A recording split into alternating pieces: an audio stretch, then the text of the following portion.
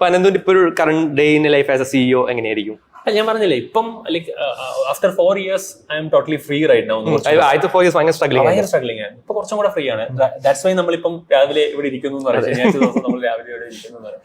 അപ്പം അത് 4 years മുമ്പത്തെ അവസ്ഥ എന്ന് പറഞ്ഞു. 4 years മുമ്പത്തെ ലൈക്ക് എവറിത്തിങ് എല്ലാത്തിലും നമ്മൾ തലയിടേണ്ടി വരും. അപ്പം എനിക്കൊരു തുടങ്ങുമ്പോൾ എല്ലാ ഫൗണ്ടേഴ്സിനുള്ള തോന്നും ഞാൻ ചെയ്താലേ ഭംഗിയാവുള്ളൂ എന്നൊരു തോന്നലുണ്ട്. അതെ അതെ, നമ്മുടെ ഈഗോ ഉണ്ടാവല്ലോ, അപ്പൊ നമ്മൾ ആ പെർഫെക്ഷനിസം എയിം ചെയ്യും. അപ്പൊ ആ ഒരു ഇതിന് എങ്ങനെ ബ്രേക്ക് ത്രൂ ചെയ്ത് ആക്ച്വലി അത് ഭയങ്കര പ്രശ്നമാണ്. എല്ലാ ഫൗണ്ടേഴ്സിനും ഞാൻ ചെയ്താലേ വൃത്തിയാവുള്ളൂ, ഞാൻ ചെയ്താലേ അത് കറക്റ്റ് ആവുള്ളൂ എന്നുള്ള തോന്നൽ എനിക്കും ഉണ്ടായിരുന്നു. അപ്പം അതിനെ ഓവർകം ചെയ്യാൻ വേണ്ടി നമ്മൾ ചെയ്യുന്നതെന്ന് വെച്ച് കഴിഞ്ഞാൽ നമ്മൾ ട്രൈ ഔട്ട് ചെയ്യണം. ഞാൻ ഇല്ലെങ്കിലും ഇത് റൺ ചെയ്യണം എന്നുള്ള മൈൻഡ് സെറ്റിലേക്ക് ഇതിനെ കൊണ്ടുവരിക എന്നുള്ളതാണ്.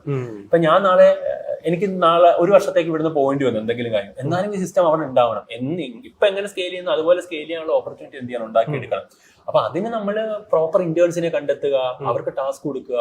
അപ്പം ഇന്റേൺസ് ആയിട്ട് വരുന്നവർ പോലും നല്ല പൊസിഷനിലേക്ക് അവർക്ക് സ്കെയിൽ ചെയ്യാൻ പറ്റുന്ന രീതിയിലേക്ക് എന്ത് ചെയ്യാൻ വേണ്ടി പറ്റണം, നമ്മൾ ഓപ്പർച്യൂണിറ്റി കൊടുത്ത് കൊണ്ടുവരണം. അവർക്ക് റിസ്ക് കൊടുത്ത് അവർക്ക് അത് പഠിക്കാനുള്ള ഒരു ഓപ്പർച്യൂണിറ്റി കൊടുത്താൽ മാത്രമേ ചിലപ്പോൾ അവർക്ക് നമ്മളെക്കാൾ കഴിവുണ്ടാകും.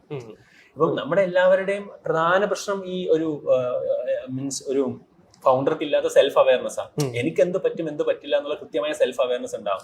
ആ സെൽഫ് അവയർനെസ് വളരെ ഇമ്പോർട്ടന്റ് ആയിട്ടുള്ള കാര്യമാണ്. ഇപ്പൊ ഞാൻ കഴിഞ്ഞ ദിവസം ഒരു വീഡിയോ ഉണ്ട്, ഒരു തമിഴ്നാട്ടിലെ ഒരു ഭയങ്കര ഏജ്ഡ് ആയിട്ടുള്ള ഒരു ഫൗണ്ടർ സംസാരിക്കുകയാണ് അദ്ദേഹത്തിന്റെ ബിസിനസിനെ കുറിച്ച്. എനിക്ക് കണക്കറിഞ്ഞൂടാ, ഡിസൈൻ അറിഞ്ഞൂടാ, എനിക്ക് ഹിന്ദി അറിഞ്ഞൂടാ, തമിഴ് മാത്രമേ അറിയുള്ളൂ, ഇംഗ്ലീഷ് അറിഞ്ഞൂടാ, ഒന്നും അറിഞ്ഞൂടാ. പക്ഷെ എനിക്കൊരു 20 പേര് എന്റെ കൂടെ ഉണ്ട്.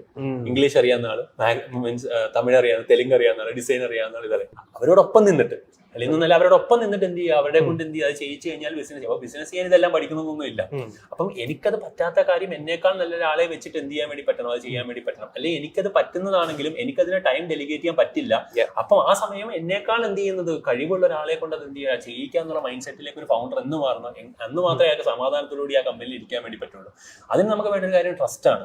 അവരെ ട്രസ്റ്റ് ചെയ്യാന്നുള്ള സാധനമാണ്. നമ്മൾ ജെനുവിൻ ആയിട്ടുള്ള ആളുകളെ ഐഡന്റിഫൈ ചെയ്തിട്ട്, ജെനുവിനിറ്റി ആണ് ഏറ്റവും കൂടുതൽ നമുക്ക് ബിസിനസ്സിൽ. അപ്പം അതിനപ്പുറത്തേക്ക് ട്രസ്റ്റ്, ആ ട്രസ്റ്റ് ഉള്ള ആളുകളെ നമ്മുടെ ഇതിലേക്ക് പ്ലേസ് ചെയ്തിട്ട് അവരെ അത് കൊടുത്തിട്ട് അവരെ പിന്നെ എന്ത് ചെയ്യുക, മോണിറ്റർ ചെയ്യാന്നുള്ള പ്രോസസ്സിലേക്ക് നമ്മൾ എന്ത് ചെയ്യുക, കൊണ്ടുവരിക എന്നുള്ളതാണ് മെയിൻലി ചെയ്യേണ്ടതെന്ന് പറയുന്നത്.